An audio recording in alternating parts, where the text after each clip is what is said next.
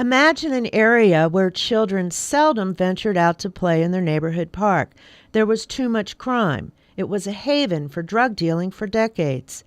The Reno City Council and the Oliver Montello neighborhood joined together to take back Pat Baker Park and the community around it. We have had our calls for service over in the Pat Baker Park area.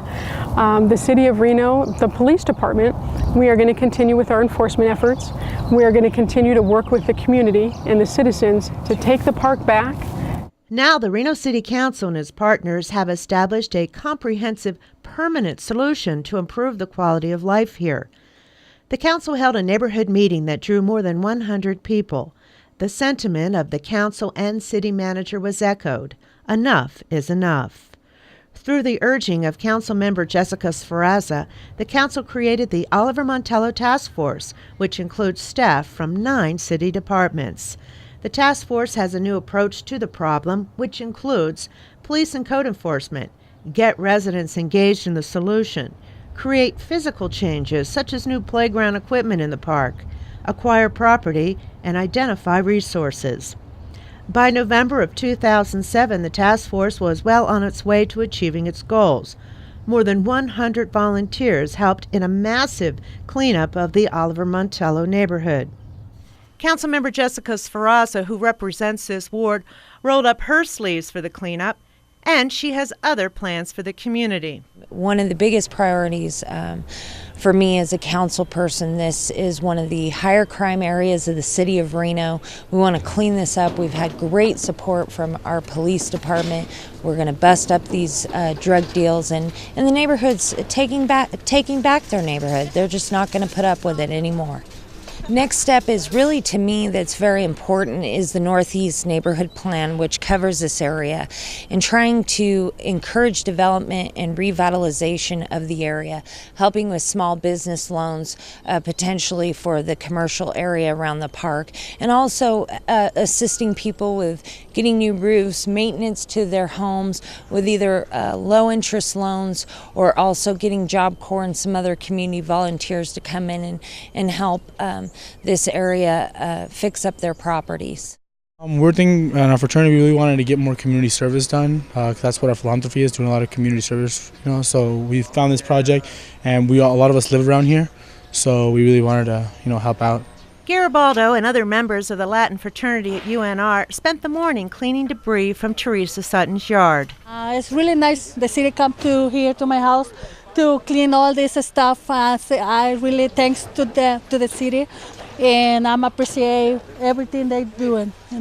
So they doing good job. Mayor Bob Cashel and Councilmember Dave Iazzi joined in the cleanup effort as well by painting curbs. Earlier during the cleanup, they cut a deal to buy a used van for $200. While volunteers made the most of a messy job, they really did an amazing amount of work. Waste management took more than 25 dumpsters of trash out of the area. David Feimster and his family grew up here. He was overwhelmed by the effort to clean up blight and other code violations. There's a lot of people that can't afford to dump and to do this and do that because they're trying to eat. And so they just collect a lot of stuff. There's a lot of abandoned cars from not just this neighborhood, but from other neighborhoods where people are bringing it into the neighborhood. I love this neighborhood. I was walking through this neighborhood when this park was a field, and it was donated to the city, and we built this park, me and my family and the community, and they called it Instant Park because we built it in a weekend. And it just means something to me to be able to come to this park and to be able to have my kids come to this park and to feel safe and to have it looking like it should look, because a lot of people around here helped build this neighborhood. The task force has established a neighborhood resources committee to assist with providing and identifying resources that will support the ongoing effort.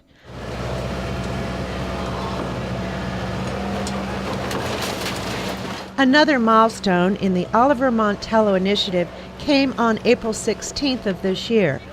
Residents showed up for a demolition party.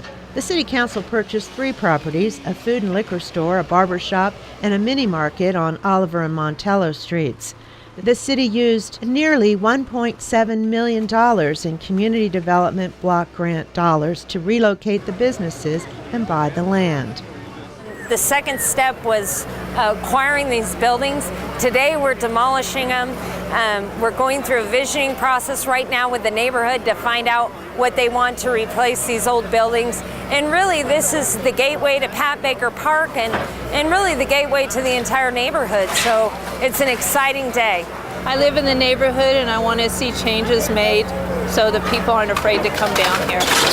What made you move to this neighborhood and why do you stay here? My husband bought a fixer-upper, and then so we moved in to fix it up. So we've done a lot of work to the house in this neighborhood.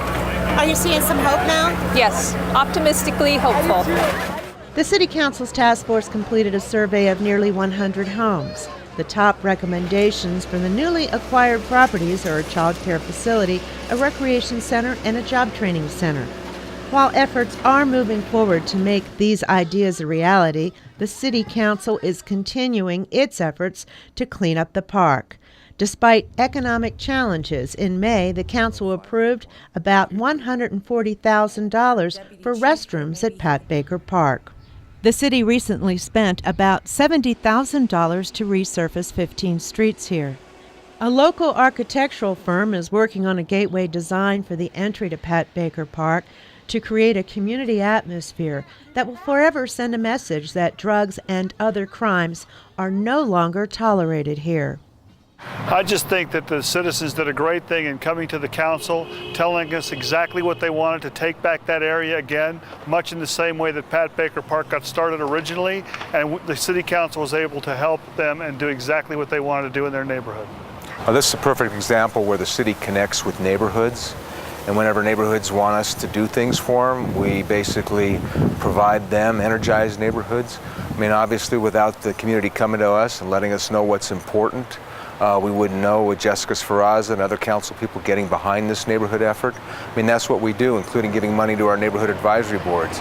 We basically want a grassroots opportunity for our community for them to determine what they want for their future. I mean, that whole area is going to be basically revitalized. It's like a redevelopment project in a neighborhood, and that's what we do.